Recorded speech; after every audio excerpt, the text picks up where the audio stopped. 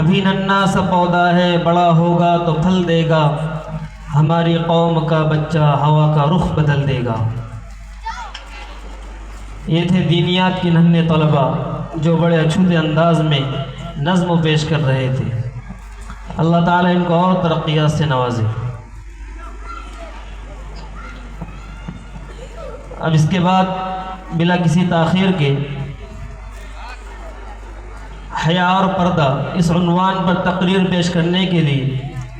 عیان وڈنیر کو دعوت دیتے ہیں کہ وہ آئے اور تقریر پیش کرے۔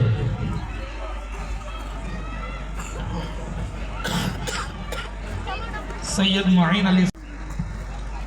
الحمد للہ کفا والسلام علی عباده الذین اصطفى، اما بعد اعوذ باللہ من الشیطان الرجیم، بسم اللہ الرحمن الرحیم۔ کل ازواجک وبناتک ونساء المؤمنین یدنین علیہن من جلابیبہن، صدق اللہ العظیم۔ قابل احترام مہمانان نظام، معزز حاضرین اور پردہ نشین خواتین، جب مذہب اسلام کے روشن ستاروں سے کفر و الحاد اور ظلمت و جہالت کے بادل چھٹنے لگے تو بغیر دیر بے حیائی کی تاریخ یہاں ختم ہوئی۔ قرآن کریم کے عدل و انصاف سے باطل کے لہراتے جھنڈے گر پڑے، مظلوموں بے قصروں کو مساوات اور برابری کا درجہ ملا، خاص طور سے ان عورتوں کو جو ظلم و ستم کی چکی میں پس رہی تھی۔ مصائب و آلام کی پہاڑ ان پر توڑے جا رہے تھے، مگر اسلام نے ان کو ذلت و پستی کے غار سے نکال کر بلندی پر پہنچا دیا، اور ظہور اسلام سے لے کر صدیوں تک مسلمان عورتوں کی بڑائی کے گیت گائے جاتے رہے۔ اگر تاریخ کے اوراق کھولے جائے تو غیر مسلم عورتوں پر مسلمان عورتوں کی فضیلت و برتری دکھائی دیں گی، لیکن جب یہی عورتیں مغربی تہذیب و تمدن سے متاثر ہو کر اسلامی قانون کو بھول جاتی ہے،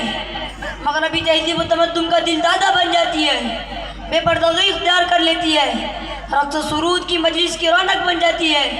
اپنے ہاتھ پاؤں اور نظروں کا غلط استعمال کرنے لگتی ہے، تو ان کی زندگی کا پورا سانچہ بگڑ کر رہ جاتا ہے۔ کیسے ہوں گی اب اس فرض کی پاسداری، کیسے ہوں گی اب اس فرض کی پاسداری، عمل سے دور ہو گئی بنت عوا بیچاری، تقدس و اعمال بے حجابی کے دور میں، تقدس و اعمال بے حجابی کے دور میں، روک اسے نہ پائی گھر کی چار دیواری۔ کل تک جو ہماری مائیں بہنیں قرآن و حدیث کے مذاکرے میں اپنا وقت لگایا کرتی تھی، آج وہ ہوٹل اور قہوہ خانوں میں اپنا وقت ضائع کرتی نظر آ رہی ہے۔ کل تک جو ہماری مائیں بہنیں تسبیح و مصلی پر وقت دینا فخر سمجھتی تھی، آج وہ فلمیں اور ڈرامے دیکھنے میں مست ہے۔ کل تک جو جاہلی تہذیب کو ملامت کرتی تھی، آج وہ مغربی تہذیب و تمدن سے متاثر نظر آ رہی ہے۔ کل تک جن کے سروں اور چہروں پر نقاب اور برقع تھا،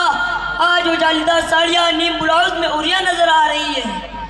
کل تک جن کی آوازیں حتیٰ کہ چوڑیوں کی کھنک تک معلوم نہیں ہوتی تھی، آج وہ محفلوں میں رقص و سرود کے نغمے گاتی نظر آ رہی ہے۔ غرض یہ کہ آج ہماری ماؤں بہنوں کی حالت قابل افسوس اور لائق ملامت ہو چکی ہے۔ میری ماؤں اور بہنوں، جب تک تم توحید پر قائم رہوں گی، جب تک تم پردے میں رہو گی، جب تک تم پاک دامن رہو گی، تو صرف تمہارے ہی مقدر کا ستارہ افق پر نہیں چمکے گا، بلکہ تمہارے گوشت سے ایسے ایسے لال پیدا ہوں گے کہ زمین تو زمین آسمان کو بھی فخر حاصل ہوگا۔ اے بنت اسلام، تو اپنے مقام و مرتبے کو دیکھ، تو حسن کا پیکر ہے، تو تہذیب و تمدن میں انقلاب برپا کر سکتی ہے، تو رحمت ہے، تو اپنے وجود ہستی کو مٹا سکتی ہے، تو گھر کی زینت ہے، تیرے لیے بازار میں گھومنا زیبا نہیں۔ اے بنت اسلام، اگر تو بیٹی ہے تو تیرے سر پر عصمت کی چادر ہونی چاہیے،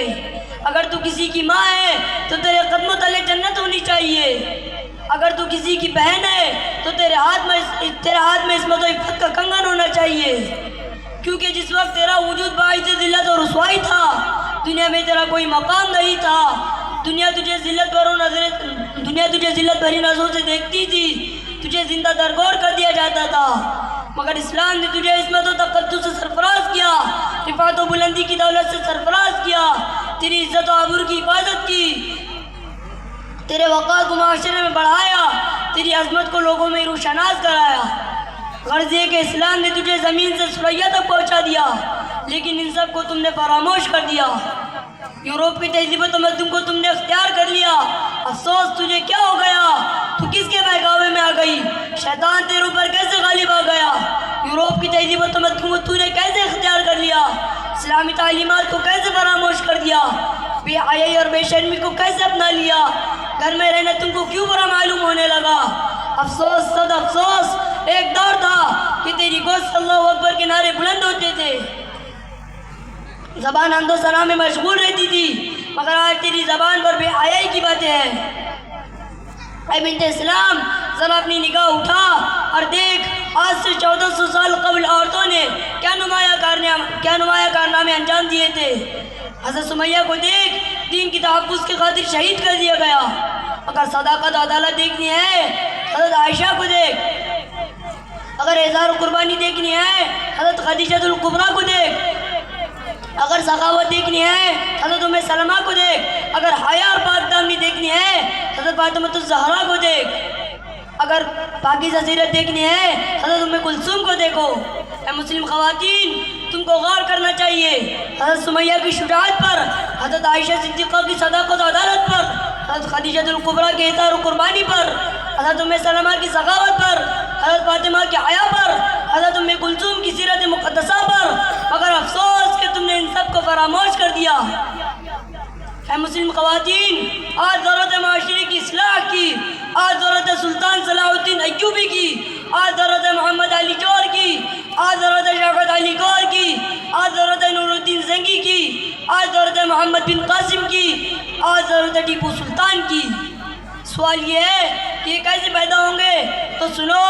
اگر تم نے اپنے اعمال و افعال کو درست کر لیا، اپنے اخلاق و کردار کو درست کر لیا اور صوم و صلاۃ کی پابند ہو گئی، تو آج بھی تیری گوشت سے صلاح الدین ایوبی پیدا ہوگا،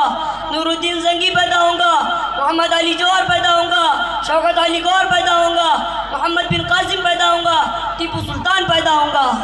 گویا کہ ہر طرح سے دین کے داعی پیدا ہوں گے، توحید خدا کا ڈنکا بجانے والے پیدا ہوں گے، مگر شرط یہ ہے کہ تم قرآن و حدیث پر عمل پیرا ہو جاؤ اور ان تمام برائیوں کو چھوڑ دو، تبھی تمہیں کامیاب و کامرانی نصیب ہوگی۔ اللہ تعالیٰ سے دعا کرے کہ اللہ تعالیٰ ہماری ماں و بہنوں کی ان تمام برائیوں سے حفاظت فرمائے اور پردے میں رہنے کی توفیق عطا فرمائے، آمین۔ وما توفیق الا باللہ۔